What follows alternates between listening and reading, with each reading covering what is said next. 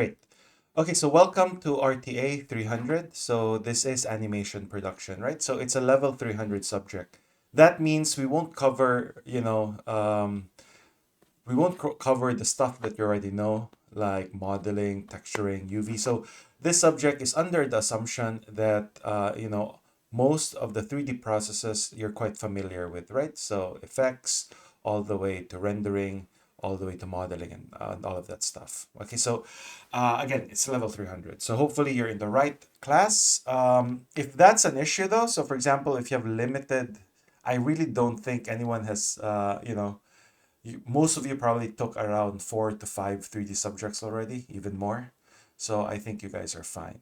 Okay, so what are we doing in this class? In this class, we're going to complete a short film. So we will be completing a short film. So I'll show you some examples of short films in the past. But again, basically what will happen, and looks like this one isn't working, so I might just close this. It's weird. I think it's trying to play a video and we're also recording and all of that stuff. So it might be a bit tricky. So what I'll do is maybe just continue with the next one. There we go. Jeez. Okay. Okay, so as I mentioned, you are creating a short film, right? And I won't even share too many short films. So these are examples. I'll share some examples of the stuff students showed in the past, maybe next week or later on. But again, short film, typical to what you see in almost any type of platform. So that can be the web, TV, pretty much everywhere, right? So everyone's familiar with regards to what a short film is. So that involves, creating everything, right? From the characters all the way to the environments, animating, even adding sound, post-production, and all of that stuff. So we're going to do it collaboratively. Although it's collaborative, you will be doing individual tasks. So we'll explain that later on. But again, we're completing a short film, so the entire class will be completing a short film. Okay, so hopefully that's clear. Okay, so I showed you some examples. We'll talk about that more as we move along. Okay, so we'll go through the process from production all the way to post-production, well, pre-production. So we're going to develop a story. Now, we won't start with a story from scratch. I'm going to actually provide you guys with an existing story, and I just want you to expand that, and we'll talk about that as we move along. But you will go through the process of story development. So that includes animatic, all of that stuff, all the way to production. That involves the process of layout, modeling, texturing, rigging, all of that stuff, rendering it out, and post-production, adding, titles, color correction, final output, and all of that stuff. So it sounds very complicated right now, but we're going to do it one step at a time, right? Particularly starting with assessment one. So what are you able to do in this class? So the ideal scenario is you're going to, maximize processes that you're really good at. So for example, if you're really good at modeling or maybe animation, then you want to maximize your time on those particular processes. But I do encourage you guys to explore new roles and workflows. So for example, if you haven't done a lot of lighting, maybe, try your hand in lighting and maybe by rendering as well. So, if you have, if you see some potential in yourself doing some effects, then I do want you to, explore those particular processes in 3D. But you can also do both, because the idea behind this class, right, is your role can change every assessment, meaning you can start with asset creation in, let's say, assessment one. So you're creating assets, maybe the characters, maybe the environments or stuff like that. And then assessment two, maybe you move from asset development and concentrate on story, perhaps. And then maybe in assessment three, so rather than animating, maybe you go towards look development, lighting, and rendering. Okay, so what this means is you are able to mix and match, be part of the different processes in 3D production. Okay, so we'll talk about that more as we move along. So first up, I guess I'll just quickly explain what you guys probably end up doing in this class, right? So definitely there's going to be a design and story aspect to it. I'm going to provide you guys with a story, and I just want you to expand that. And again, some of you will be good at it, some of you aren't. So again, this is going to be not voluntary, but if you feel that you're good in creating stories or expanding stories, then maybe volunteer yourself in this particular task. And we'll talk about that later on. So there's going to be an aspect of design and story. There's also going to be an aspect of look development, right? So developing the look. So this is where you can showcase your lighting, rendering skills, modeling skills, all of that stuff. If you're into compositing as well, then you're able to, showcase all of those techniques. So we'll cover some well, not cover, but we'll use these processes in what we're trying to do in this class. So there's going to be look development stuff. So so some of you already took look development, the look development subject. It's basically developing the look, shaders, all the way to lighting, all of that stuff. Okay. Layout. For some of you are not familiar, it is an actual job. So a layout artist basically works on the story, meaning they almost act like a director or work with a director to come up with the shots, come up with, the framing, come up with the flow of the story, right? So the layout artist does the story part. Again, everything is happening in parallel, meaning while the story is being developed, you have other people working on the models, other people work on look development, other people work on effects, and all of that stuff. But layout is a process we're going to explore in this class, meaning developing shots, developing your frames, developing the flow of the story. So again, that is an actual career, right? So needless to say, some of you, or if not all of you, will do some sort of modeling if that's really your thing. So you'll do props modeling, for example, environment modeling. And again, I can show some examples, but you don't really need that. So when I say modeling, it's probably going to involve things like texturing as well, or UVs. But again, those are things that you guys will end up doing, similar to environments, right? So we have a couple of environments for the short film we're developing, so you can showcase your skills in environment creation if that's your thing. Okay, so similar to, let's say, effects. If some of you are into effects, then there's a lot of opportunities to create different types of effects for the story we're developing. Anyway, so again, as I mentioned, so animation, for some of you who are really into character animation, or even if you're not and you just want to expand on those skills, then you are able to, maybe grab a few shots and then animate those shots. Again, based off a workflow that we're going to agree upon. Okay, so again, animation might be your thing. So again, you are able to do it in this class as well. Okay, so again, basically everything that you learned over the past few subjects, you're going to be able to apply that in this class. Okay, so hopefully that's clear. Okay, so any questions before I'll provide you guys with a story that you guys will be developing for the subject? Any questions at this stage? um, Software, I'm not going to, well, we're going to be using Maya. Now, I'm really software agnostic, but the issue obviously is if some of you use one software and some of you use another software, especially when we're dealing with layout and scene development, then that's going to be an issue. But I'm really agnostic with regards to what you use for modeling, for what you use for texturing, shading, and all of that stuff. But when it comes to story and then animating the shots, then I prefer maybe a specific tool. In this case, we'll probably end up using Maya. Okay, so maybe again, we'll just see what you guys where your strengths are, and then let's just talk from there. Okay, so the story. You guys are expanding a story that was under development or has been developed already in the past. So it's the story is called Clouds of Light. So it's developed from one of our students a few years back. So it's basically a story of a kid. Now it can be an older kid or a younger kid, and a robot. So for some reason, I'm not. It's not because we force you guys to do it. For some reason, a lot of the stories that are developed in the past always include a robot, which is strange. But again, this one also has a robot, so that's fine. It's again not under my direction or any direction from campus, right? But anyway, we have a character and we have the robot. It's actually a toy robot. So the idea behind this is, again, there's two characters, right? And I'll explain the story in a sec. So there's Flynn, and the design for Flynn is this. So this is the initial design. We can expand on it if we want. But again, you have that male um, a child character, right? So that's our first character. Second one is his toy robot called Avi. And again, that's the initial design for this character, right? So those are the two main characters. On top of that, there's also main props, and I'll explain what will happen. So there's also a toy airplane.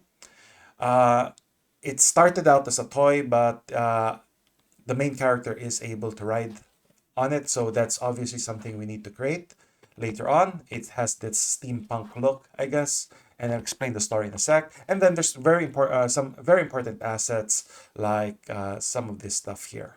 Okay. You know what? Maybe let's just go ahead and I'll explain the story before we have a look at those things. So the idea behind the story, guys, okay? It's a post-apocalyptic world. So we start off with a sleeping kid. And basically it's in this some sort of post-apocalyptic interior. So we can actually see what's happening in the background. And if you have a look, okay, so again, we just established the scene, right? That it's post-apocalyptic and maybe we, again, I'm not going to specify the cameras yet. This is where story development comes in. But we start off with that particular interior. And then we focus in on the kid who's hugging his robot toy and also his, airplane toy, right? Again, this is in a post-apocalyptic world. So there's a lot of sadness there, I guess, and a lot of desolation and all of that stuff. So we can just imagine creating some sort of scene for that. We don't have to recreate the entire house. We just really need that part of the house, right? Where the kid is sleeping or dreaming. Okay? So what happens is the kid dreams, and in his dream, his toy robot becomes alive, maybe as big as him. Okay?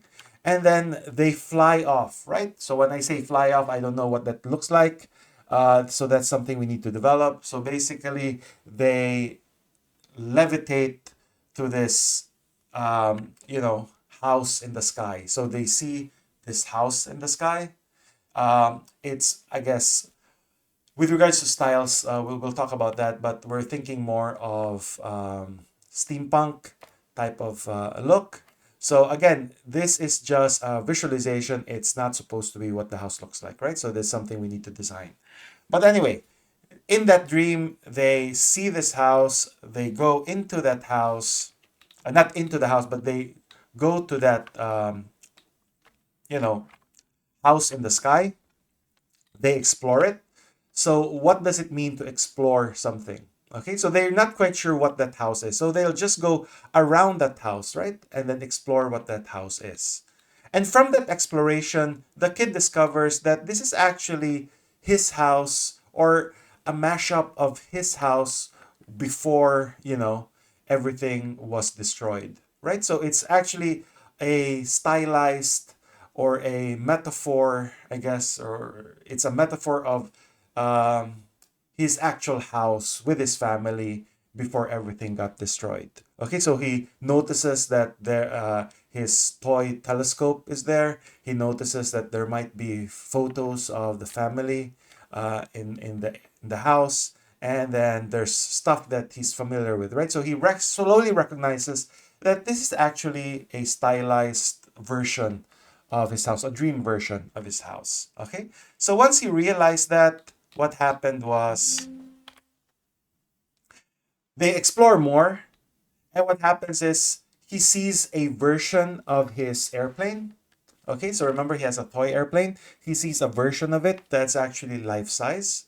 Okay, so the robot and him sees the toy version of the airplane that's life size, and then they explore it and they discover that the kid can actually ride on it, right? So what happens is they decide to um, the kid decides to ride the airplane, and basically they fly around the sky being happy and then just explore the immediate environment. Okay, so that's just the area, that's just the overall story behind it, right? So again, it's not 5 shots. Obviously, I'm just giving you guys the different story points for the story. The actual shots that we need is something we need to develop. Okay, now is that clear though? Just checking with everyone here. If it's clear what the flow of the story is. So again, we start off with this. The boy dreams. Basically, it's a house in the sky. He realizes that this sky, this is actually, a version of his house. So he sees familiar things around it. Then they see an airplane. The kid rides the airplane, and I'm not quite sure what will happen after. But we don't have enough time, right? We don't have enough time to cover or to create a really, complicated story. So we'll come up with something. It's almost like a teaser, really. Okay, so a really short one. So just checking if it's clear for everyone. So for that's Vivian. If I'm mispronouncing your name, just let me know. Thoy. Um, sorry, is that Prasan, Patrick, Paris, Caitlin, Justin, Jake. So I think I see a lot of you. I had you in previous classes, so I'm quite familiar in terms of what you guys can do. So I think we have a good group here. Okay, so we have Ella, Edric, Danny, Benjamin, Ben, and Stasius, and then there's a few students who are probably not here yet, and we'll just see what happens. Okay, so it's clear, right? With regards to the story. So that's good. Okay, so again, we haven't specified what the shots would look like, what the flow of the story is. Those are just really big, the main points or the main story points of our film. But that's something we need to develop. Now, with that story in mind, I think this provides more context with regards to the characters here. So again, remember we have the boy, Flynn, and then we have the characters Avi. Okay, so there's obvious issues here, right? So for example, it's post-apocalyptic, so we probably expect the clothes or the wardrobe to be appropriate. Remember, we're also trying a steampunk look, so we might expect that as well with regards to the attire and all of that stuff. Similar to the robot, right? We're going with a steampunk look, so that means we might need to expand the design a little bit further. Okay. On top of that, similar to this one, so you guys are familiar with this. It started off as a toy airplane, but it actually becomes life size, and the little kid is able to ride that airplane, right? Now, on top of that, he notices his telescope. So we're going with a steampunk telescope type of thing. And we might need other objects as well to inform the audience that the boy recognizes that this house in the sky is actually his house or a version of his house before the world got destroyed. Okay, and then this one is like a platform, so you can just imagine, because we can start off with a house in the sky, but it's actually, you can actually consider it a city in the sky as well. And to, I guess, to explore that city, you want to have some sort of platform. So this is how perhaps they explore the area, riding this platform, or maybe it's just flying around so other people can use it. So maybe that's something we need to develop as well. Okay, so as I mentioned, it's a cloud environment, so it has to be a dreamy cloud-like environment. So we can just expect, stylized clouds around our environment there. So that will be a challenge for us as well. On top of that, we're think the house, right? The house. Now we have one house, but we can just imagine that there might be other smaller houses in the background. But we'll think about that as we move along. We'll probably have limited wide shots where it shows a lot of assets or a lot of an environment. But this might be something similar to what we're trying to do. It's a bit steampunk. Notice that again, it's flying in the sky, so we need some sort of apparatus for it to fly. So around that air, it's quite stylized, right? So again, we're expecting the house, to be, I guess, something like this. But again, you're not following this particular style, right? Again, I'm just showing you some examples. Okay, so possible examples. So see, they're exploring that area. It has that steampunk look, and at the same time, it also gives us an idea of how it actually, levitates off the ground, right? Now, this is the initial design for the house. So just imagine, again, that's a house, but it's a flying house. So it's not just enough for the house. We actually need the entire environment, right? So we need the environment around the house so that there might be some sort of small barn there. I'm not quite sure. There might be, a play area, a front lawn, a backyard, all of that stuff. And there might be stuff happening in that area as well. Okay. So again, there's a lot of things we need to do for this project. Okay. So hopefully, I guess it's clear in terms of what we're trying to achieve in this class. Okay. So relatively clear. Now, any questions, just feel free to let me know.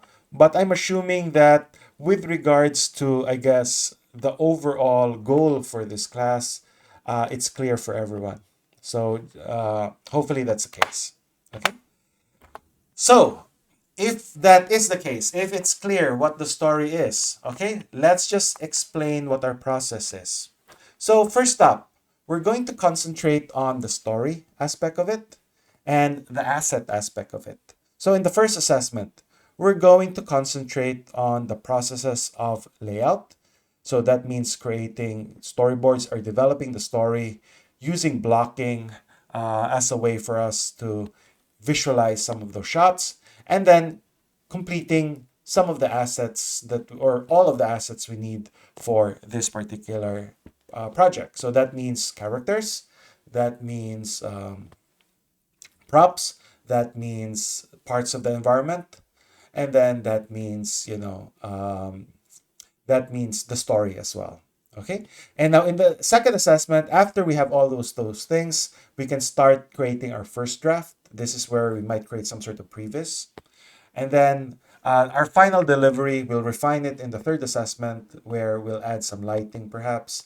And then, or we can even do lighting already in the second assessment. But anyway, we just have our first draft and our refined second draft, our final piece in assessment 3. Okay. Now it doesn't really matter what we do first, what we do in the second assessment and third assessment. Let's just concentrate on the first one, which is concentrating on the areas of story development and asset development. Okay, so that's what we are concentrating on. Okay, so with regards to story,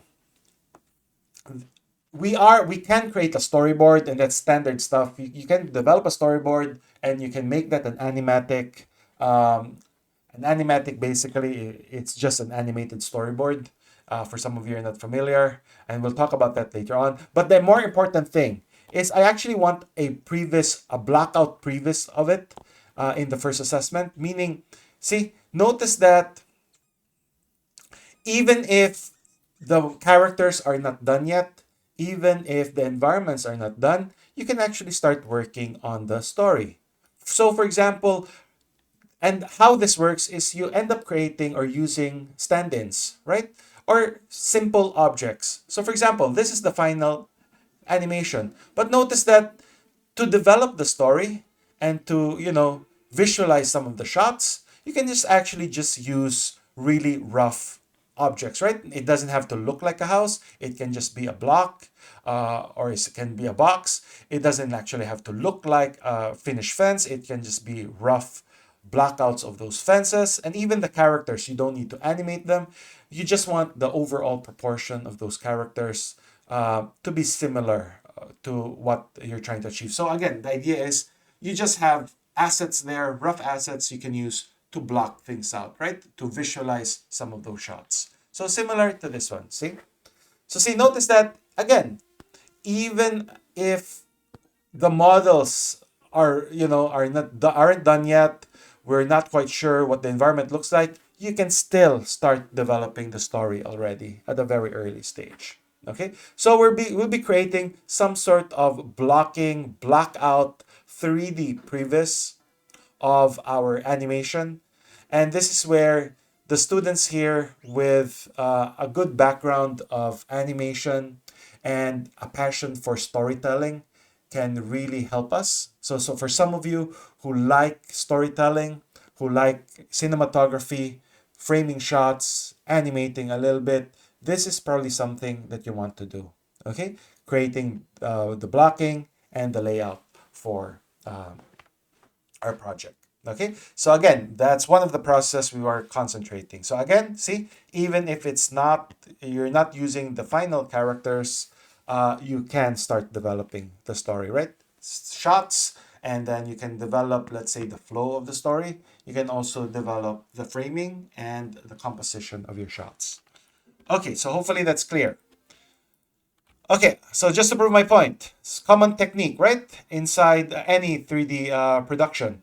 So you have a story reel, and basically a story reel is an animatic, which is an animated storyboard, and it goes through the process of layout. So in layout, you don't really need the characters. This one, they look like, see, they're really just black out or really rough versions of the characters. But notice that we can start developing the shots already at a very early stage, right? So again, you're not even animating the characters. You're really primarily concerned with the framing and the flow of the shots. So this is where your knowledge of Maya, perhaps knowledge of, and we'll talk about this more next week, knowledge of, let's say, the sequencer, will come in really handy. Okay, so this is an actual job, right? This is what we normally call a layout artist. So a layout artist at the very early stage, even when there's no assets, they start developing the shots, they start developing the flow of the story. They take the storyboard, they take the animatic, and they develop that animatic from 2D to 3D. Okay, so that's what a layout artist does. Now, if you don't believe me, you can just Google it in and then see what you can come up with regards to jobs, right? So it's a very common job in 3D, being a layout artist. So you can have a look at that. And we'll talk about that more later on. Okay. Now, I won't explain the other things because that's pretty obvious. Because, for example, asset creation, we need to start not only designing the characters, but we need to start building those characters. Maybe we don't shade it yet. Maybe we just model it. But again, so even if we don't shade it, we just model it, that's totally fine, right? So similar, I guess, to what I showed you here.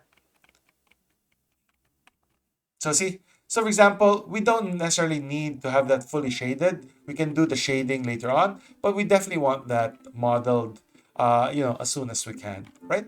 The thing with modeling is you can block it out and continuously refine it throughout the production. But we need that to be, already, we need it to slowly develop, starting in assessment one. Okay. So again, I won't explain that too much, but again, as I mentioned, we need to do that for this assessment as well. Okay. Okay. So as I mentioned, right? So the question is, what will you actually end up doing? So what will each one of you end up doing? Okay. So the thing is, not everyone will have the same role or the same assessment submission. The reason for that is everyone will have a different task. So, for example, some of you might end up modeling the characters. Some of you might end up modeling the props. If you're into environment, some of you might end up creating the environment. Okay, so what this means is each one will have a different deliverable, right? So, for example, if some of you are, tasked to create, let's say, the blocking or the story, then obviously your deliverable is totally different from someone else's. So it's basically a role-based approach. So what you're submitting is basically what you're assigned to do.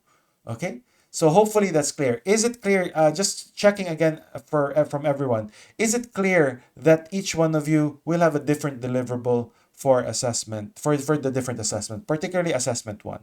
Clear? Okay, so how do we choose? So we're going to choose now, actually. Okay, we're going to choose based off what you like doing. So I don't necessarily like enforcing things. So let's see what you guys prefer doing. Okay, and I'm going to put you in that particular task. Okay, so with that said, okay, now just to emphasize, okay, every week we will have a weekly challenge. And the reason for that is it is very important for me to see the work in progress. I don't want to wait for week 4 to see where we are, with regards to the character. So every week we will have assignments or we will have challenges that, encourage you to share progress of your work. And it's going to be specific. So again, it's going to be worth up to 10 points. For some of you already took some of my class in the past, it's basically the same thing. So we have weekly challenges that might be worth to 10, up to 10 points. You're going to share it in Microsoft Teams, and then I'm going to specify that on a weekly basis. Okay, so again, even if you're late, you can still submit it. But the idea behind this, in this particular class, the idea behind this is we cannot wait until the last week before we start seeing stuff, right? Otherwise, we'll end up in a situation where we might not have a character at all to animate. Okay, so again, just take a quick note that we will have important weekly challenges that I want you guys to engage in, which also contributes to your final marks. So hopefully that's clear. Okay, so let's start with the first thing. Okay, the first thing we need is some sort of infrastructure, meaning we have to have some sort of drive, right? We have to have shared storage that everyone can access. Okay, so what do I mean by that? We have to have, again, the reason for that is if we share files, or for example, if we share a project, a Maya project folder, you don't have to constantly download and upload stuff. If we have we have common storage, let's say in the cloud, what happens is you can easily access it regardless of what machine you use, and you can automatically, we can automatically back it up, but we just have that centralized storage where our assets and projects are at. Okay, so first off, we're going to be doing that. We're going to be creating that access. Okay, so what I'll do, everyone, is since we're all part of Microsoft Teams, we're going to be using OneDrive. And what I like doing, right? So I do encourage you guys to also do it. Again, some of you want to just... So basically, I installed OneDrive in my computer. I'm not suggesting that everyone install it, but it might be a good idea. So maybe I'll share the link. Okay, so basically with OneDrive, it's like Dropbox or Google Drive. Basically what it allows you to do, everyone, and let me just share the link. Okay, so you are able to download the app. Okay, so there you go. Okay, so you are able to download that app. So I shared that in the chat, right? So once you download the app, and you install it, what happens is it's always going to be running in your computer. And what happens is any updates to our project folder, it will automatically get updated in your in your local machine. So again, basically you just get a direct connection with our centralized project, right? So you can choose to use that. It's going to be based off your student account. So what I'm going to be doing, guys, okay? This is my OneDrive folder. So see, that's my OneDrive folder. You probably have something like that if you installed it. I'm going to create a new project. Okay, I'm going to call that project clouds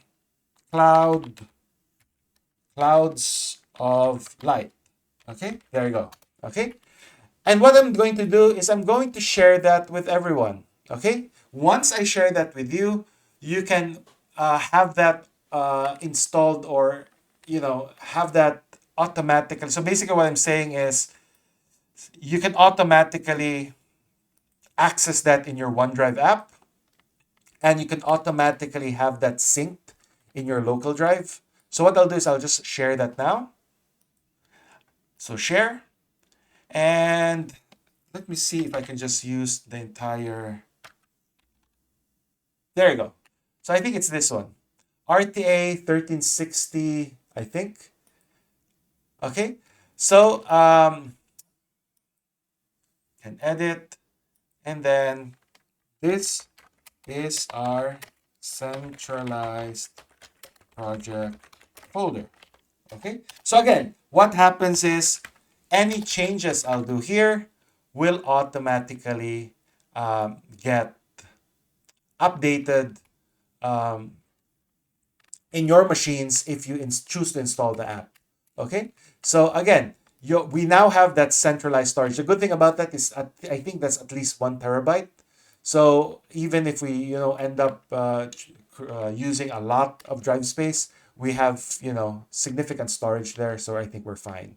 Okay, so again, what I'll do is I'm going to share this with everyone. Okay, I'll just copy the link and I'll just share that in the chat.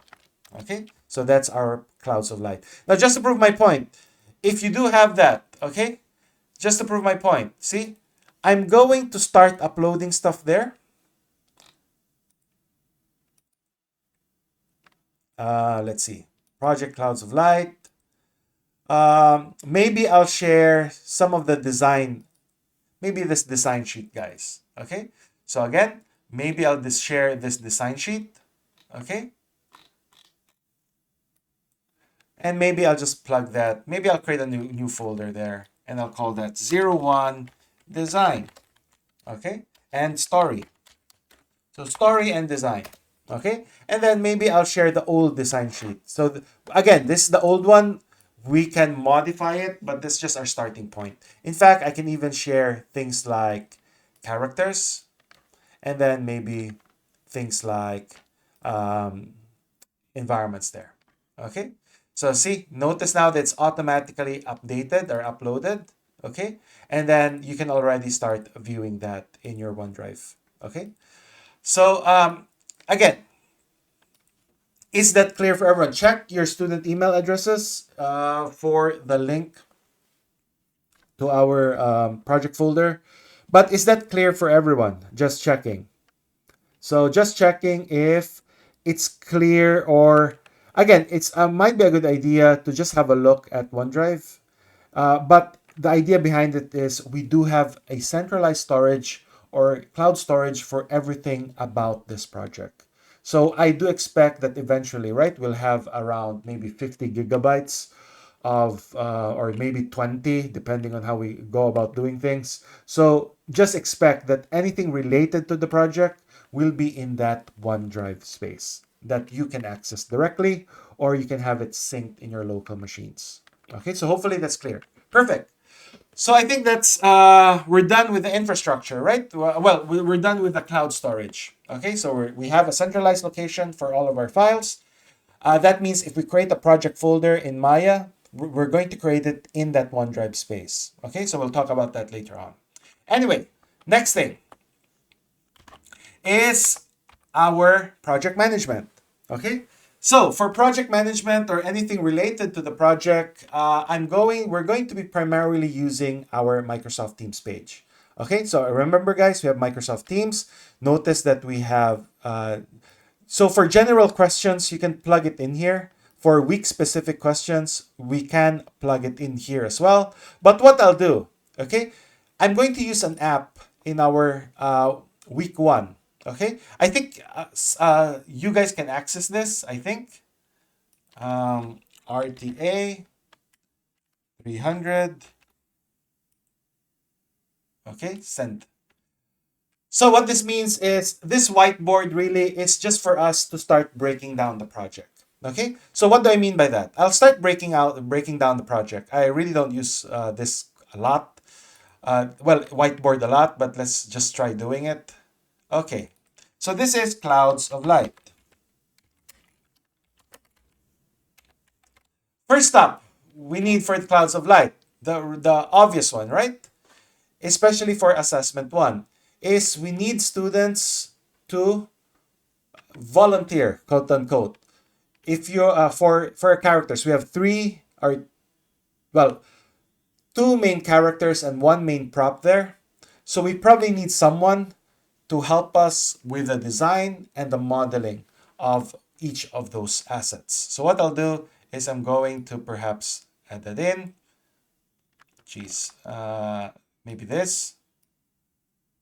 Perfect. Okay, so maybe I'll add that in. Maybe it's not really my thing, everyone, but let's just try doing it. Okay, so we have characters. Okay, characters, and then we have Flynn, and then we have Avi. Can I just copy and paste this? Ah, yes, I can. Okay, Avi. Okay, and you know what? Maybe I'll just reposition all of that here. Okay. Okay, great. So let's see. Now, at this stage, if you feel like volunteering for this particular task, do so.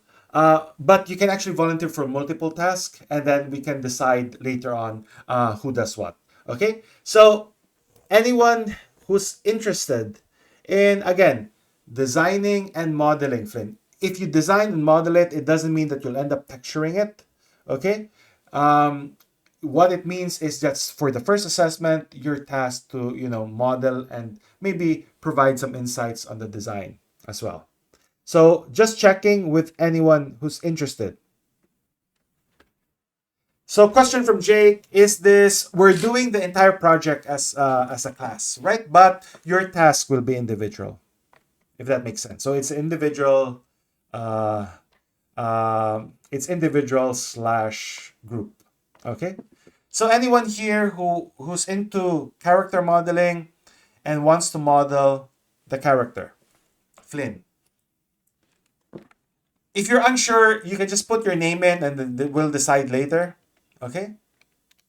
So let's see. So looks like Jake might be interested. So when I say might, the final decision will be me, guys. Meaning I'll decide who actually ends up creating what. Um, Jeez. Let me just. No. Okay. Let me just. Jeez. There you go. Jesus. I'll give you the code. Apple. So there you go. Okay. So Jake. Sorry, guys. It's a bit annoying. This particular one, I prefer using something like Figma for this, but let's see. Can't even change the size of this font. Quick sec.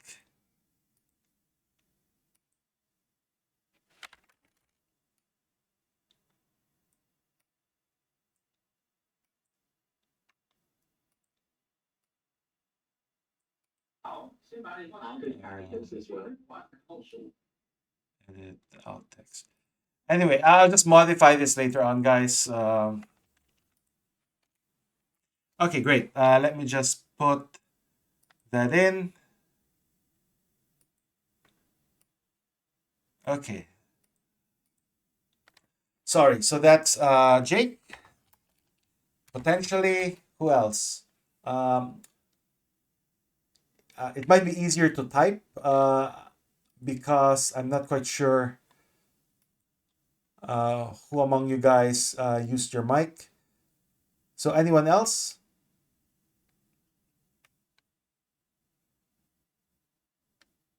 So Jake for now. Yeah. So that's Ben. Yeah, Ben. Great. So Ben Cha.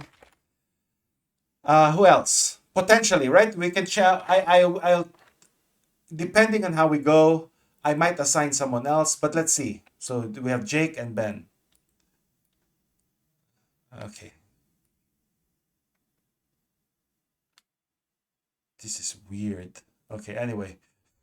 Okay, great. Next, so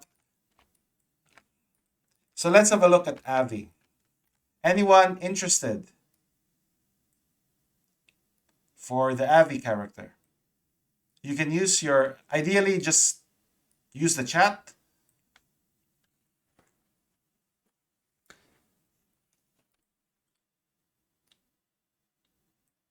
So no one for the Avi character.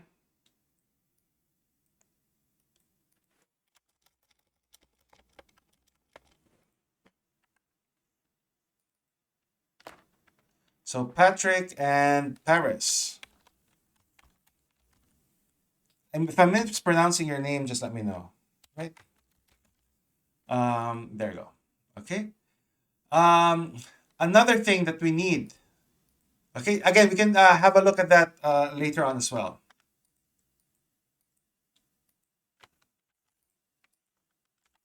So another thing we need, guys, is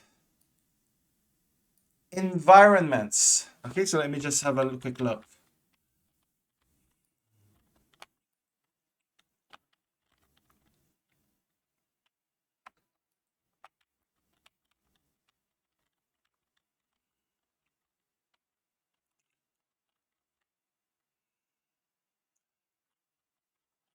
So another thing we need is, let's see.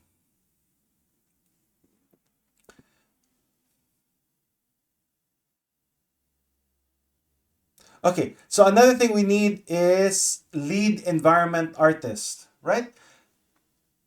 So the question from Justin is, are we separating props and environments, or would we? So what I'll do is I'm going to so what I'll do is I'm going to assign a lead environment artist. So maybe if, for example, if you're a lead environment artist, you'll be working on, let's say, one environment, but I'm going to put props modelers underneath you.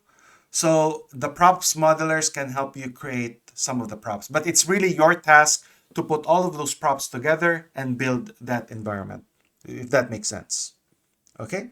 So what I am putting here, guys, is we need a lead environment artist, lead environment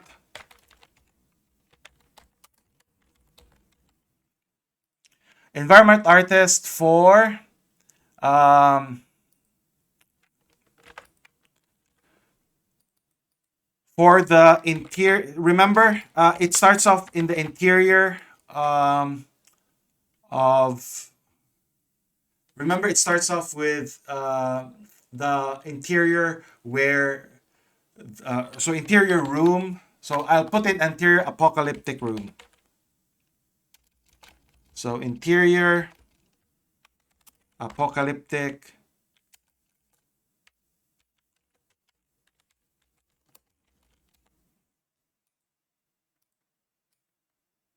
So interior apocalyptic room here. So I'm really having a hard time using this silly tool, but anyway. Okay.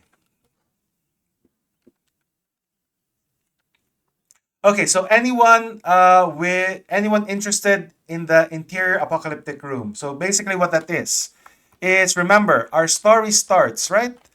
With um the kid sleeping in a really dilapidated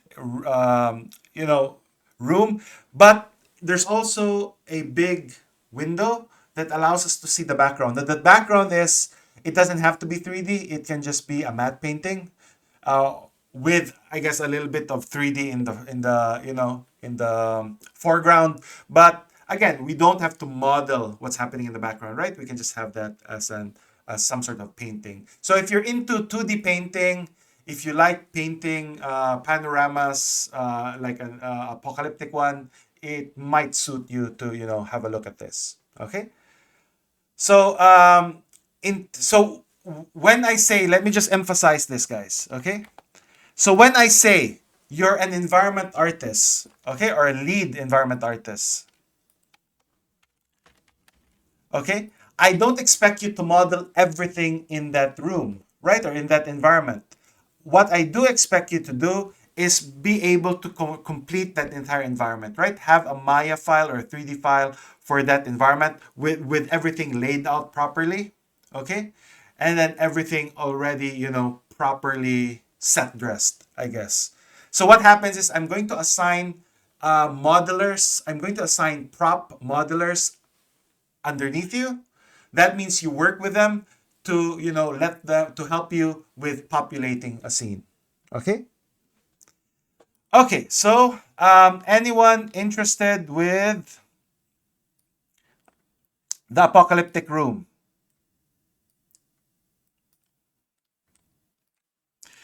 Sorry, guys. This is absolutely annoying. Let me just, Jesus. Let me just use Figma. I can't do it. Sorry. So I'll just share it later on, right?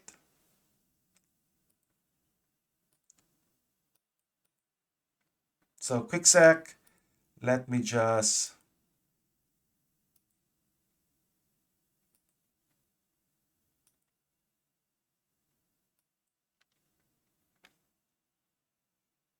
quick sec. Let me just...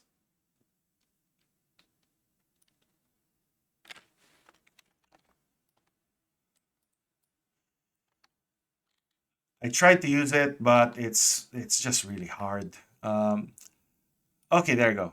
Okay, so this is clouds of light. Okay, so as I mentioned, we have characters.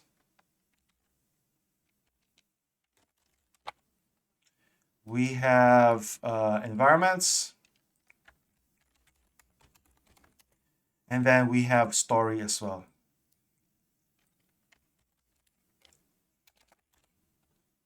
Okay, great. Okay, so just going back for our characters, we have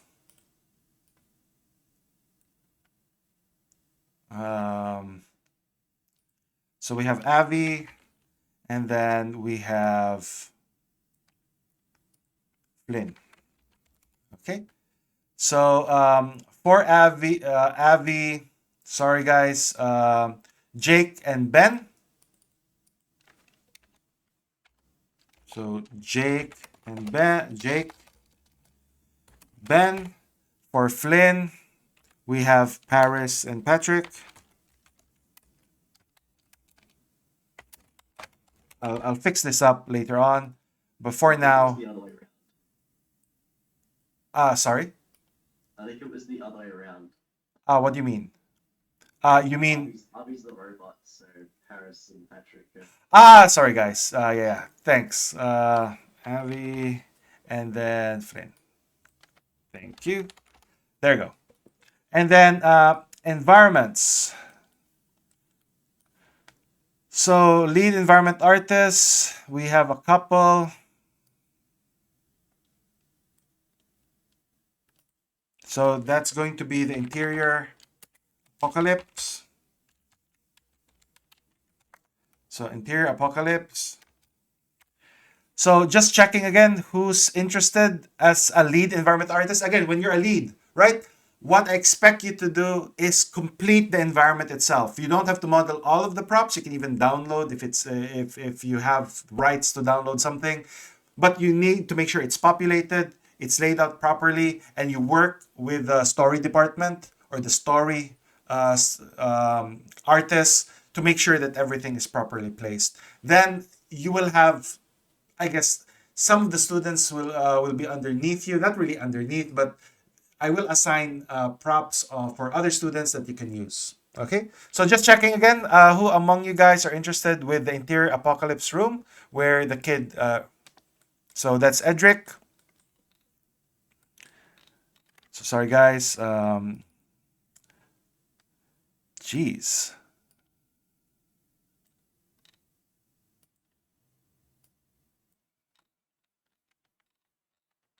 So that's Edric. Who else?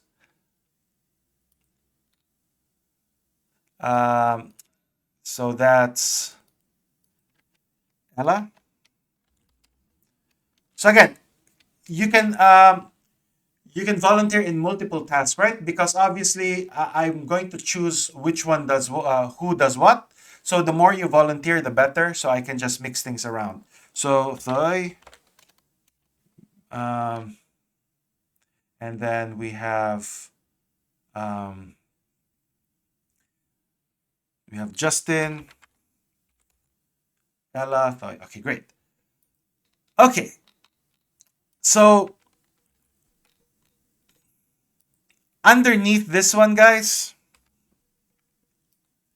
So underneath the apocalypse environment are the props. Okay, so prop artist. So if you don't want to be a lead, but you want to create props for the interior apocalypse environment, can you volunteer your name here? So again, when I say a prop artist, right?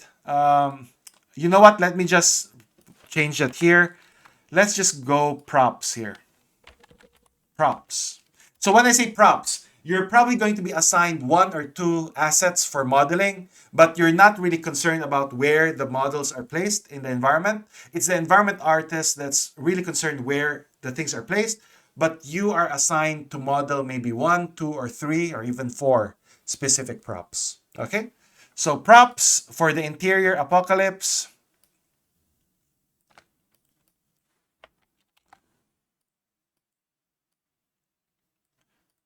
So we have, so for the interior apocalypse, guys, we have Edric, we have Ella, we have Prasan, we have Benjamin, is that correct? So, and then we have Paris as well, and then we have Vivian.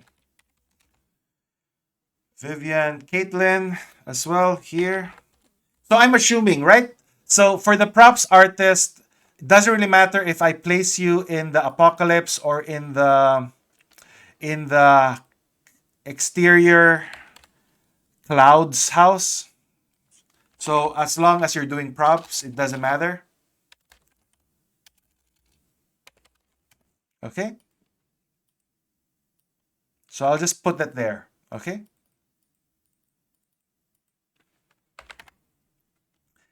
Caitlin. I want to be in that group. Okay, Danny.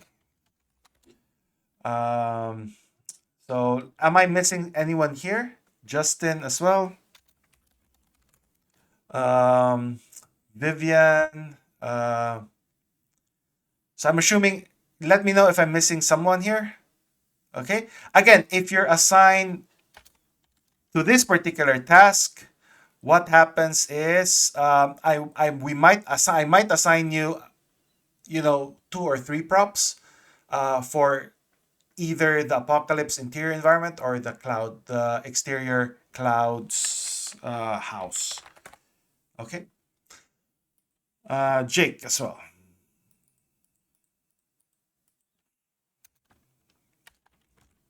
Okay.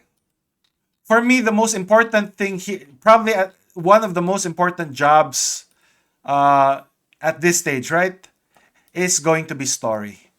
Primarily because story is where, again, if you're into storytelling, if you're into animation, setting up your cameras and all of that stuff. So I'm going to cover how to do those things later on.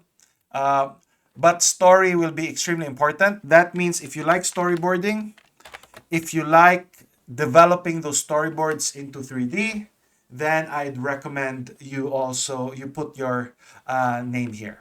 Okay, so anyone interested with story, no, not storyboard, but story. That means story and layout.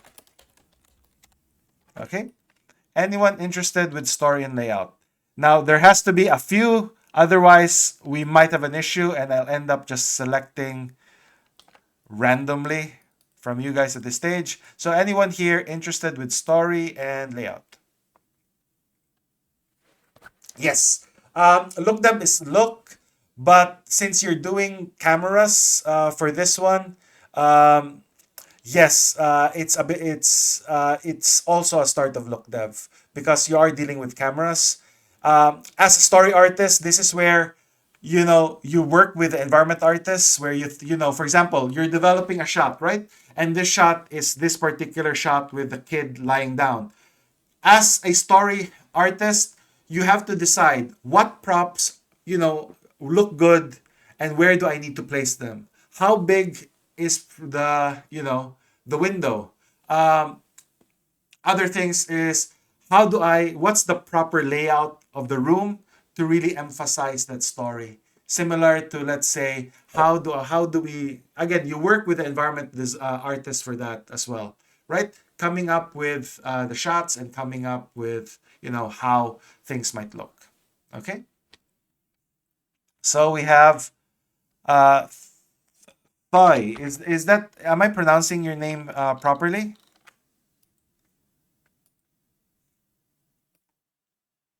So just checking. The ideal scenario is for someone with a storytelling background who likes to create storyboards, who likes to, animation as well, because you end up animating the camera. and just love, I guess, the story aspect of it. At the same time, if you see yourself as a layout artist in the future, this is probably something you want to do. Okay. So anyone else under story and layout? Anastasia's.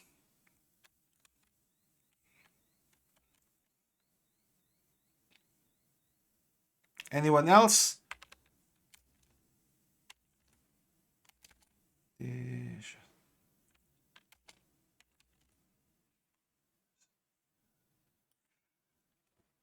So no one else for story and layout. So we have Ben as well. I'll just put Benjamin and then there's Ben. Okay. Anyone else?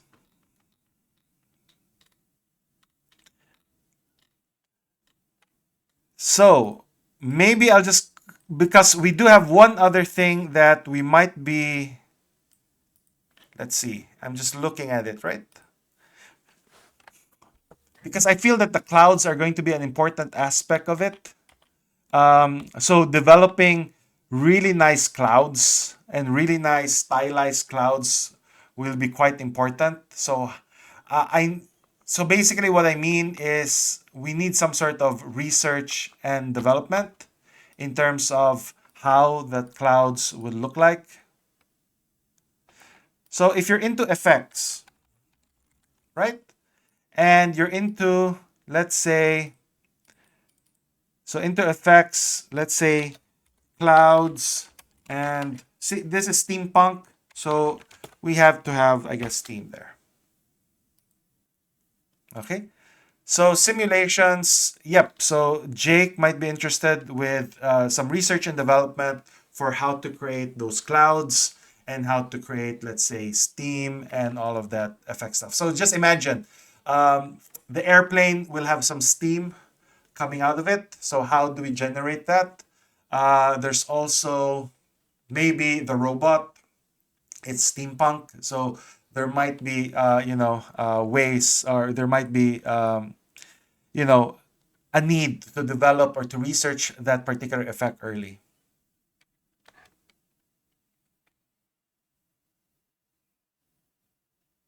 Yep.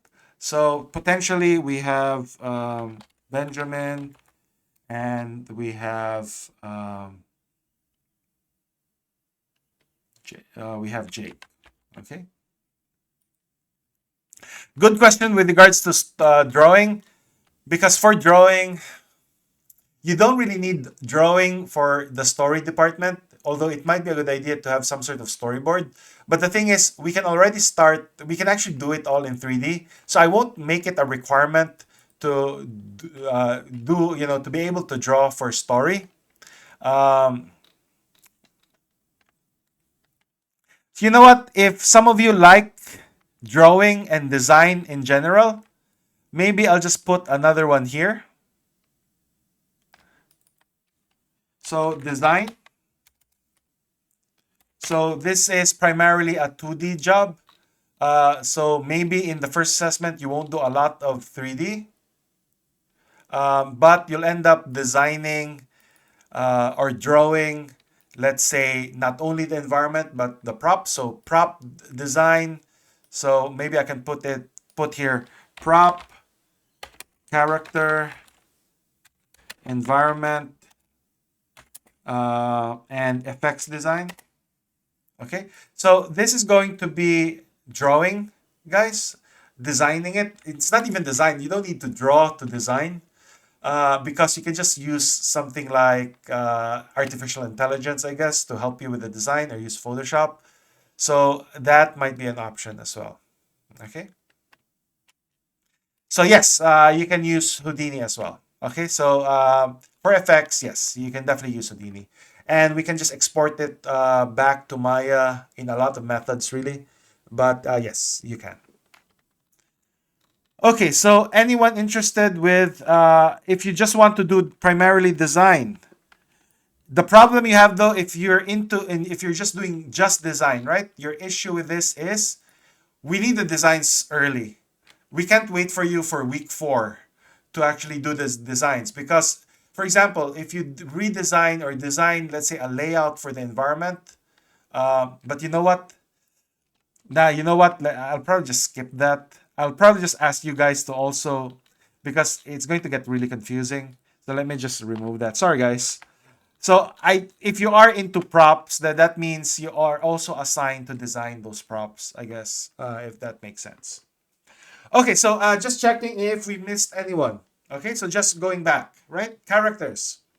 We have potentially, right? I haven't decided yet. For Flynn, we have potentially Jake and Ben. For Avi, we potentially have Patrick and Paris. Anyone for the characters? Anyone else here for the characters? Just checking. Anyone here who's interested? Just a question around that. Yes. Where would the airplane slash flying thing land? Yep. For that one, you know what? Let's just do it as a character. Yeah, that's what I was gonna ask. I volunteer. Okay, great. Okay, airplane. So that's Danny, right? Yeah. Anyone else in the airplane? Technically, the airplane and the robot are practically the same. Uh, so Ella, there you go. Okay, great. So we have Danny, Ella potentially for the airplane. We have Flynn potentially for Jake and Ben potentially for Flynn. We have Paris and Patrick for Avi. For the environment, I'm missing another environment here, guys. Um, so I'm assuming for the students who want to do environments, you don't really care whether it's the interior or the exterior. So I'll just put it here.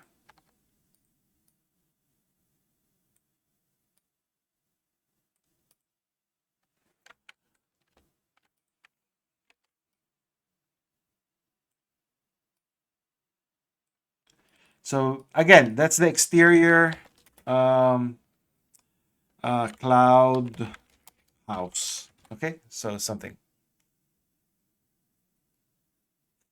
Okay, all good. So I'll remove Ella's name there.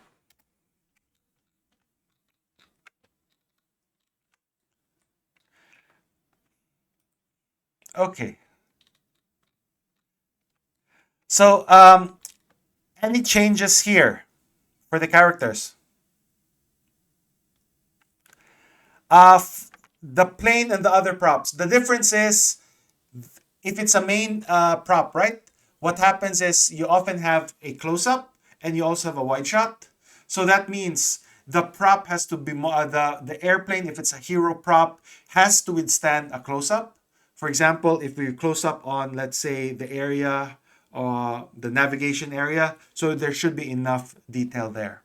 Let's say if it's just a prop that doesn't really have a lot of screen time, then you don't really need to model or texture that, at a very high level, especially if it's just in the background.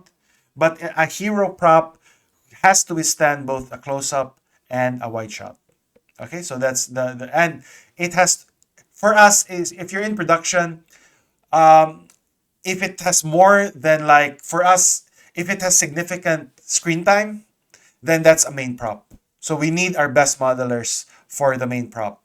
Because again, if it has a lot of screen time, we need that to look really good. Okay? Rendering. Let's deal with that later on. So yes, the students in the past were able to render it. So we'll deal with that later on. So basically, each one will end up rendering. So we're going to divide the shots. Okay, so don't worry about it.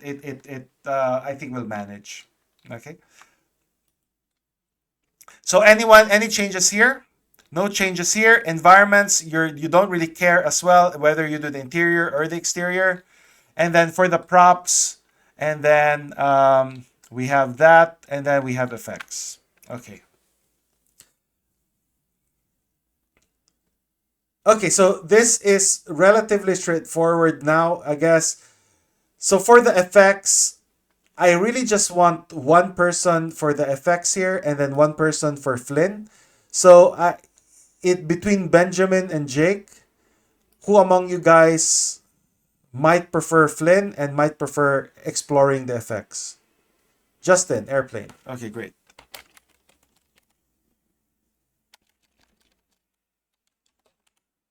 Ken, you know what? Okay. Sorry. Sorry. Sorry, guys.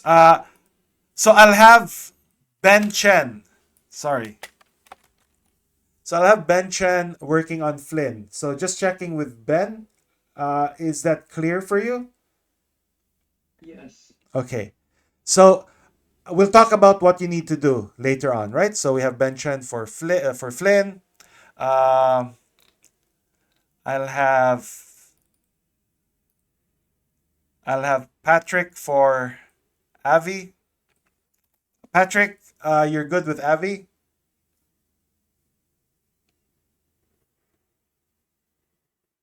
So just checking with Patrick. The thing is, guys, let me just check. There are a few of you. There are a few students that are not here. So the idea for me, Flynn is organic modeling. So the ideal scenario is you have experience using ZBrush or do organic modeling inside Maya, ZBrush or whatever. Um, Avi is more like a prop, really. So if you're comfortable modeling a prop, you should be comfortable modeling with Avi. And we'll cover those techniques later on. So I might cover a little bit of character modeling to help Ben and Patrick. Okay, so let's just put your name there for now. Anyone else who's interested doing Avi, the robot? Again, it's modeling, no texturing yet. Okay, so we'll talk about texturing or shading later on.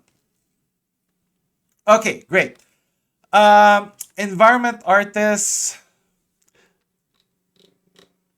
story. Looks like not a lot of you like doing the story. Um, let's see. Thoy, Anastasia's. Okay. Interior. Hmm. So let me just think about that first. Let's just have a look at interior.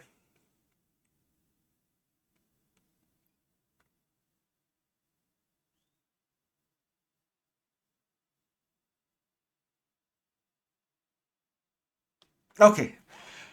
So what I'll do is I'll make it competitive, guys. Meaning, right?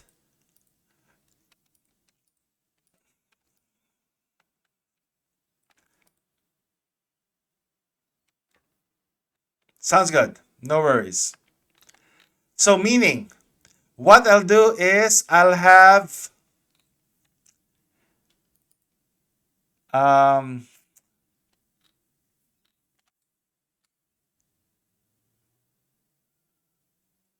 you know what?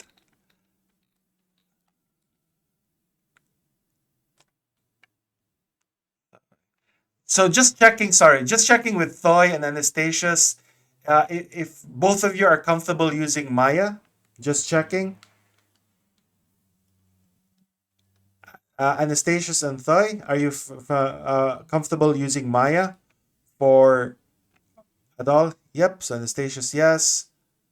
Thoy as well. If I'm mispronouncing your name, just let me know. Okay, great. Have you guys used the sequencer before? Just checking. The camera sequencer. No, so no. It's okay. We'll cover that next week. We can cover that next week. So Anastasius, Have you used the camera sequencer before? Nope. Okay, so we'll just cover that next week. Um, you know what? I'll think about that quickly. Anyone else who wants to do environments? Just checking. So we have Edric, Ella, Thoy, and Justin. Anyone else? So nope. Uh, the thing is, there's a lot of other students that are not here yet. So maybe they're interested with the environments. Okay. So what I'll do, guys, is I'm going to have Ella work on the interior. So it's going to be competitive. So you're going to be working alone. So just a reminder for everyone here, you're primarily working alone, right? Unless I specify otherwise. But Ella will create your own version of the interior apocalypse room where the little boy sleeps. Remember, at the start of the sequence, you create your own version of that. I will assign a few students here to help, but that's your main task, right? The interior apocalypse room. Okay? And then I'll have Justin and Edric work on, again, this is competitive, guys, meaning Justin, you create your own version. Edric, you create your own version as well. And then later on, we'll decide which one is better. Okay? So Edric creates his own version, Justin creates his own version. So you don't have to work. So it's competitive. We'll just choose which one is better. Okay? So does that make sense for Ella, Edric, and Justin? At this stage, I might assign a few more here, but it's going to be competitive. You come up with your version, Edric comes, and other students will come up with their own version. Okay? So clear for Justin and Edric? No questions there? So I'll just start removing your name here, guys. Again, an important thing here to understand is, yes, you might not do, you'll still end up doing modeling, right? So for example, the house, okay? You might end up creating the house. You might end up creating the walls. You might even end up creating some of the other props, okay? You can choose to download props or assets that matches our look, but make sure to provide reference for the creators of those props. So as environment artist, I will allow you to download and use props that other people created, but make sure to provide reference to those people, right? However, for the props, the students doing props, you have to do it. Meaning you can't download, otherwise you won't do anything, right? So for this one, you really have to actually model them out. Okay, but for the environment artists, they can choose to download and use props that other people made. But if you are assigned to props, then you have to, create those props. So with that said, I'm going to remove Edric here, Ella here, um, and Jake. Jake? No, actually, we haven't. So Danny. So there you go. So for the airplane, we'll have Danny there. Okay. So Danny does the airplane. Ben Chen does Flynn, and then Patrick Avi. So that means I can remove your name here. So that is and Foy. I'll probably just remove you there. Justin already has something there. Jake, I'll remove that. Danny, Paris, Benjamin, Prasan. Um, okay. So we really just need one effects artist. I'll just remove your name there, Benjamin, and then just have Jake primarily work on the effects. So Jake, are you fine with that? So I'll specify what you need to do, but we need to start researching in terms of how to create some really nice looking clouds and how to potentially have steam coming off, some of those stuff. Okay, so again, that's not only the look, but you also need to figure out how to export those from Houdini to Maya as well. So basically, it's going to be a lot of research and development in terms of how you can create that, but how you can export that in Maya. Okay, you might end up using some sort of open VDB format, but we'll talk about that later on. Okay, so the props: Prasan, Benjamin, Paris, Vivian, Caitlin. Am I missing someone here? Am I missing someone? Nope. So what I want you guys to do now, with regards to the specific props that you'll end up modeling, okay? I want you guys, or I want the interior, um, artists, so Edric, just the environment artist, Edric, Justin, Ella, to come up with a simple uh, list, or a an asset list of things you might want for your environment, and then we can have the prop artists start looking into that. Okay, so maybe I'll explain that later on. But again, I want the list coming from the environment artists, and then we'll just disperse those props to the prop artists here. But definitely one prop. So let me just explain some of the props that are going to be important. So an important prop is going to be the telescope.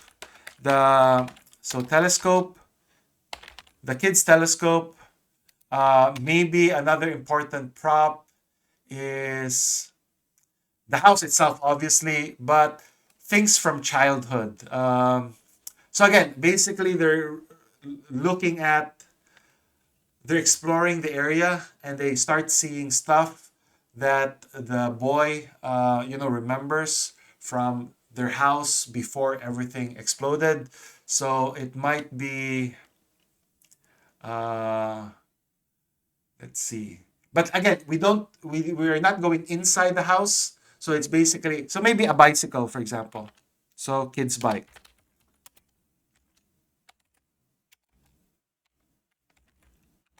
And then it might be, balls are easy. I'll just, maybe I'll just come up with some random stuff, right? The back.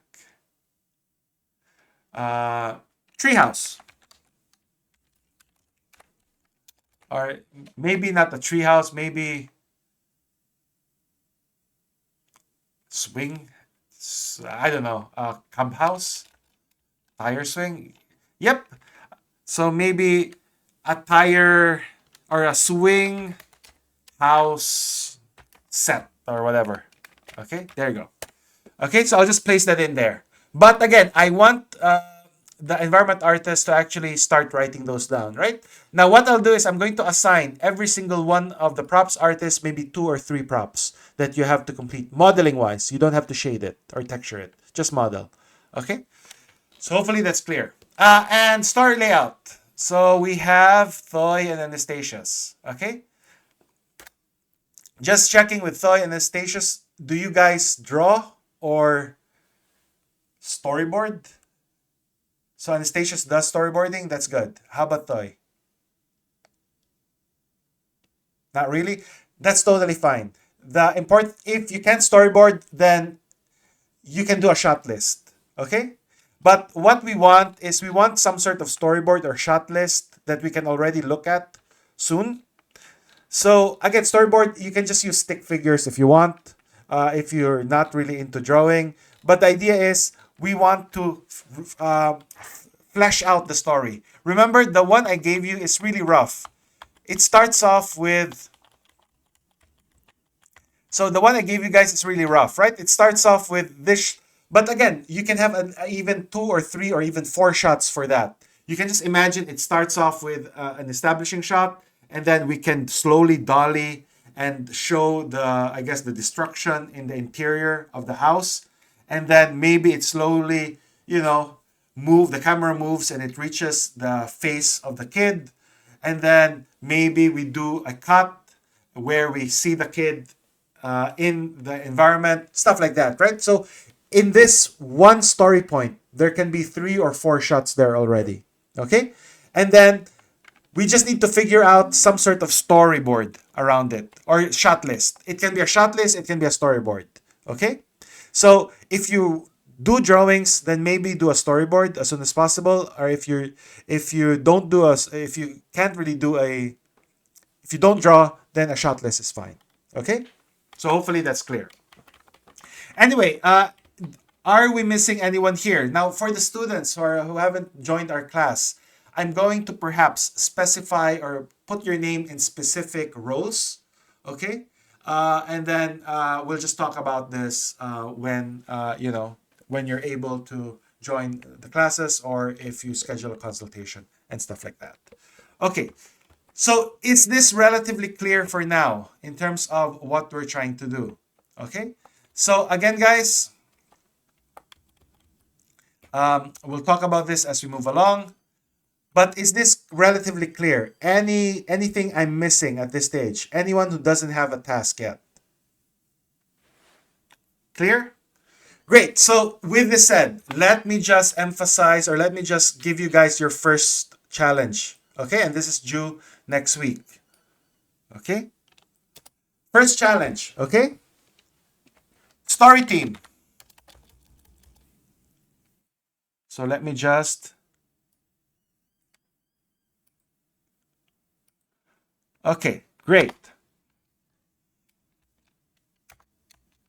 Story team. So that is Toy and Anastasia's, and there might be other students that I'm putting in there. I need you to come up with a storyboard or shot list of the story of our short story. So does that make sense for the story team? So for the story team, again, this is individual. You're not working collaboratively, right? You're working competitively, meaning Thoy comes up with your own story or shot list, and then Anastasius comes up with his own. Okay, makes sense for everyone? Checking if story. Yep, come up with your own. Pitch the story to us next week or share that in our Microsoft Teams page so we can see the story. Okay, and then we might modify it, or I might modify it as we move along. Okay, so hopefully that's clear for their story team. Environment team.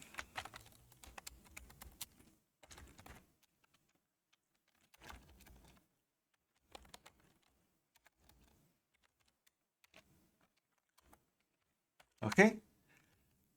So maybe for the environment team, I need you to come up with a design. Um, so floor plan.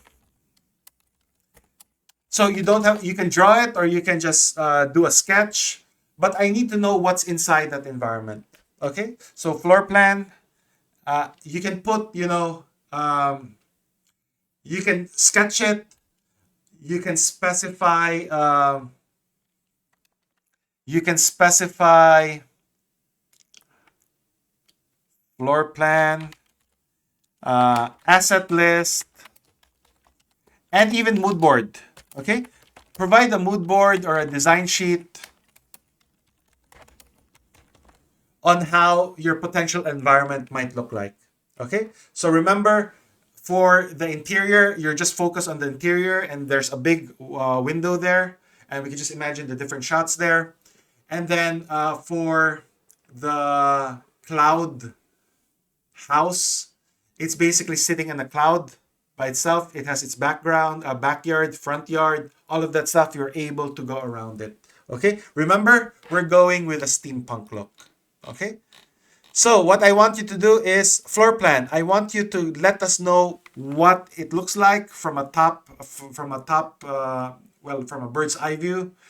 You don't draw it. You don't need to draw it. You just make sure to sketch it. We just need to make sure, what's there, where the interesting points are, and stuff like that. Okay? So there you go. Okay, so design sheet. Okay, so that's mood board, asset list, floor plan for the environment artist. Makes sense for everyone doing the environment. So that's Ella, I think. Who else? Justin and Edric. Uh, Good question. You probably just want that main angle. So you probably want.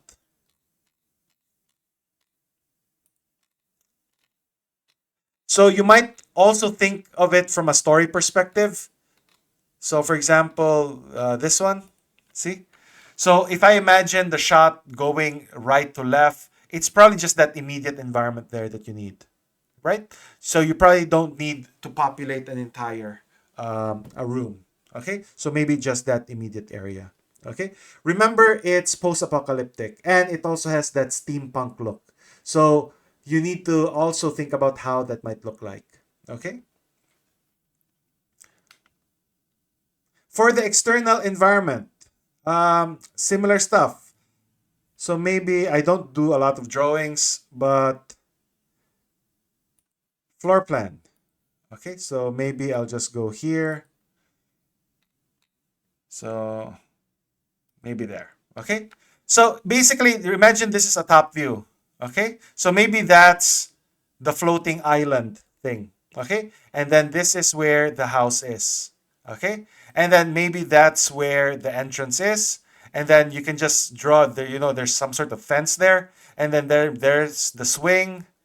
So there might be a swing there, and then there's maybe again maybe some sort of entrance toward to the backyard, and then there might be a platform here where the telescope is, stuff like that, right? So again, I'm going to give you a lot of freedom.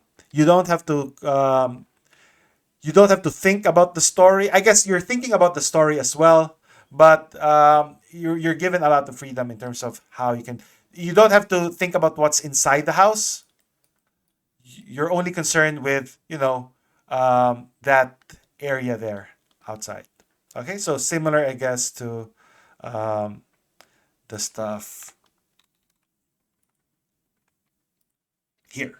Okay, so another thing you need to think about is how does it technically fly?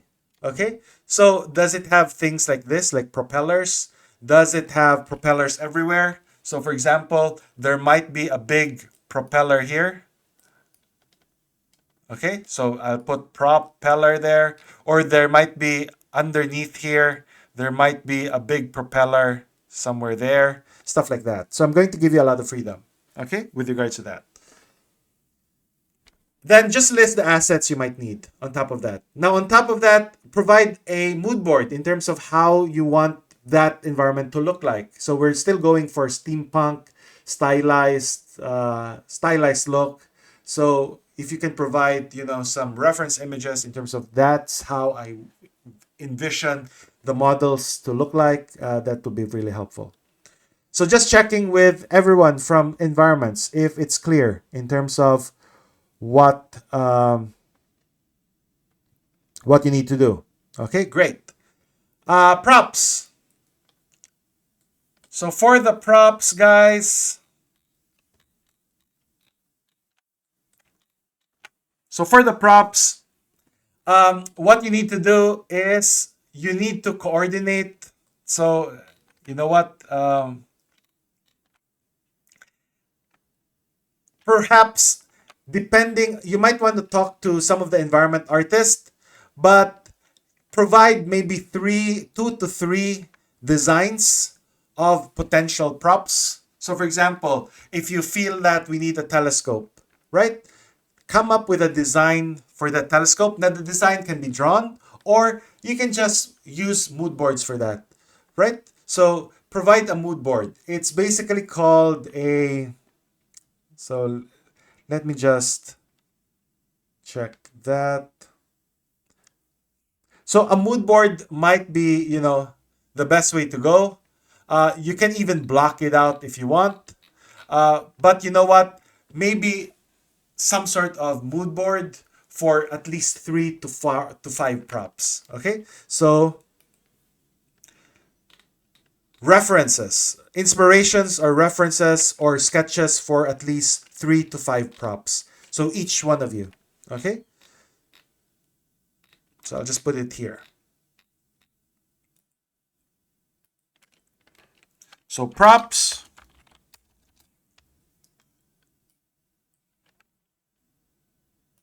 So if you want to sketch it out, that's perfect.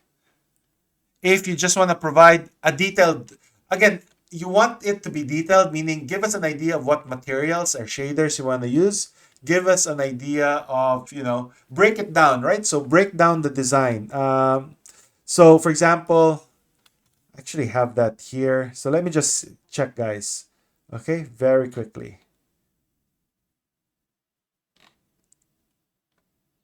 So quick sec. We're running out of time, but let me just briefly explain. Okay, design. It's called a design breakdown. So let's see.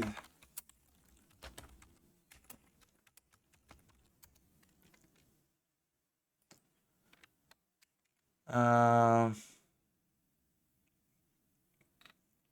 so you don't necessarily have to sketch it, but just let us know, right?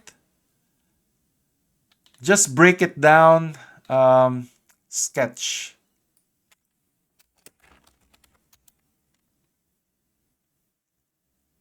Okay. So 3D prop. I have an example for this, but so see, so just give us an idea, right? For the prop, the more detailed it is, the better. Okay, so see, maybe it's a rough sketch, but give us an idea what colors will be used, what materiality of those objects are. So see, you don't have to flesh it out, but just again provide us with some direction in terms of what that telescope might look like. Does it have scratches? Is it made of gold? Is it made of, steel or plastic? Stuff like that, right? So again, just break it down. So come up with one prop. You don't have to model it. You can just sketch it, but give us some idea of what that might look like. Okay? So come up with at least through 4 to 5. Okay?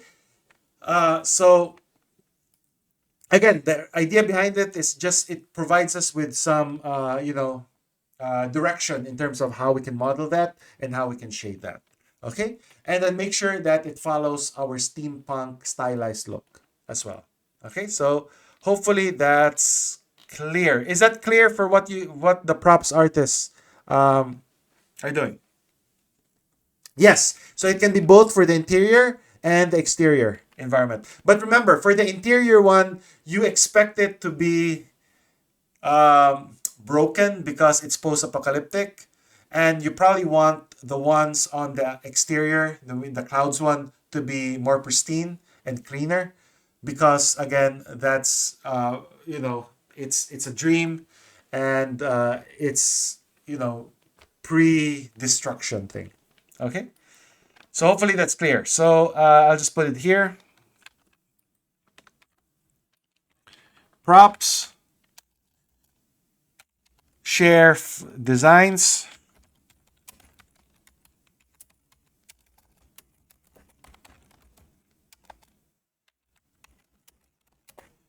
Three to, you know what? 3 to 5 props. Okay, if you want to sketch it, feel free to sketch it, but you want it to be as detailed as you can. Okay, so hopefully that's clear. And lastly, we have effects.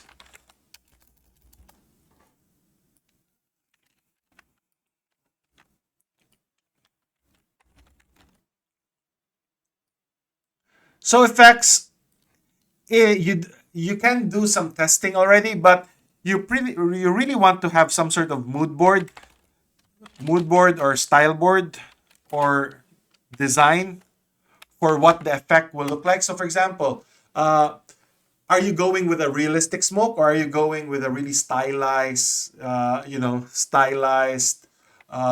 So just to show you, right? So stylized smoke stream. So it can be stylized like that, or it can be cartoony like that.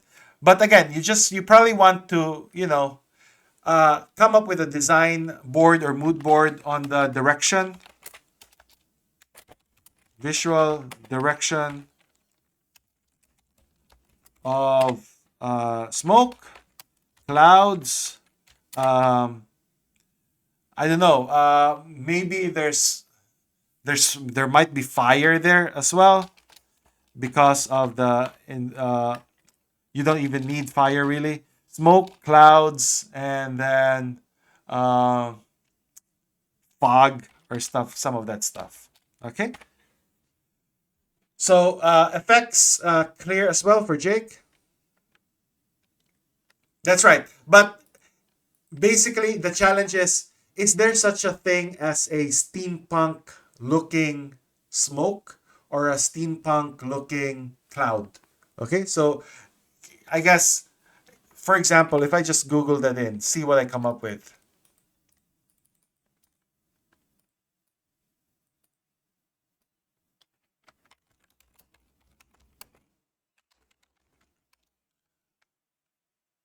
So I like I like those really because it's quite stylized as well. So I'm thinking, do I want something like that? Or do I want something like, or maybe it's going to be really fluffy ones? So do I want something like that? So see, this one is quite stylized. It doesn't even look like, real clouds, but I like the style there. So those are creative decisions that you might want to think about, I guess. Okay, so do you want it, to be something like that? Or is it wispy? Is it thick? And all of that stuff. Okay, so I even like that. So again, a few things you might want to think, or it can be something like this, which actually comes in shape. So maybe it's like, again, you don't have to do it in 3D.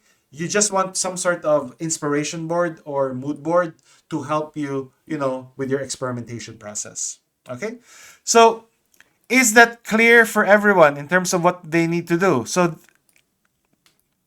what I want you guys to do is, so I'm putting that as a post. So this is going to be an announcement. So this is week one challenge, due Tuesday, June.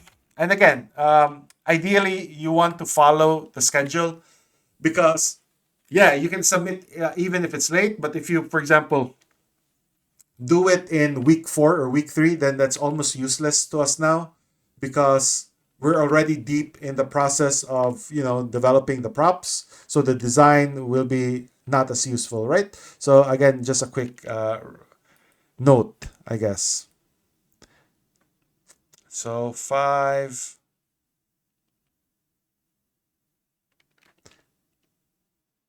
So where do you post your challenge? Here. Okay. So just post it here. So it's in your Microsoft Teams. So again, make sure you're part of our Microsoft Teams page. So this is going to be June 11. Okay. And then I'll just paste it. Okay. Share mood boards and then post. Okay. There you go. So just an example. I'll reply. And then in reply, I'll just put example. Okay. So example, and then maybe I'll share a few things here. So characters, for example. What about the character people? Good point. Let me just.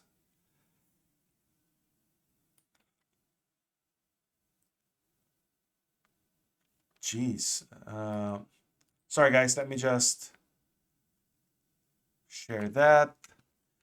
Just an example. For the character people, I actually want you to start blocking your models. So, because you already have the designs there. Okay? So, let me just, I guess. Okay. We're fleshing out the designs.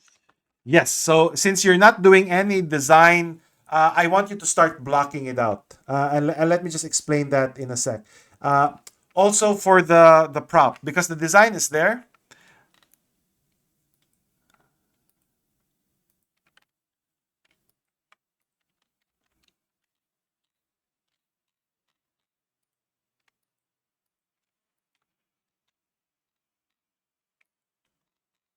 Okay. So, I'll just share this, I guess. Um,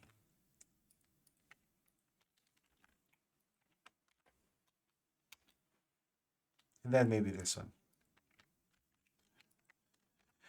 Okay, so for the students doing the main characters or main props, right? It has to, number one, make sure, just take note that it has to withstand a close up. So, for example, we have a wide shot, but we might have a close up on the face. So, you have to have enough detail there So the close-up will stand, similar to the main props as well. So for example, that means if we have a close-up on the cockpit area, make sure that you have enough detail there, right? So it's not. So a lot of you will try to model it from this view. The problem is you have to have enough detail on the areas in the chair and that area because we might do a close-up there. Okay? So, what do I mean by blocking? Guys, when I mean blocking, I basically mean that. Okay? So, a lot of you try to model it high res, which is okay if you do a ZBrush workflow. So if you do a retopologized ZBrush workflow, that's fine. But if you don't do a lot of ZBrush, I prefer that you block it out similar to this one first. Okay? Meaning you start off with a simple blockout. You're really concentrated on the main proportions first. Okay? And then and then um, then make sure that you block out the important proportions and shapes of those characters. Okay, so I want you to share images of, so again, this one, let me just adjust that. So the students doing,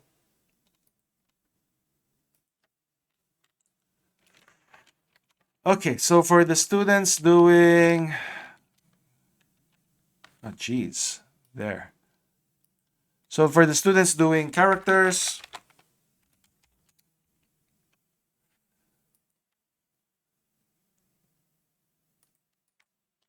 share images of your blockout.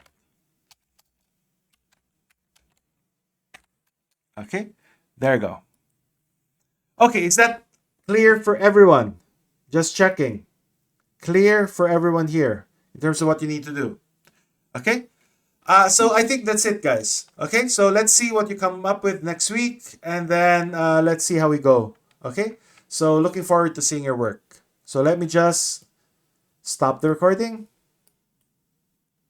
and then stop the recording here as well.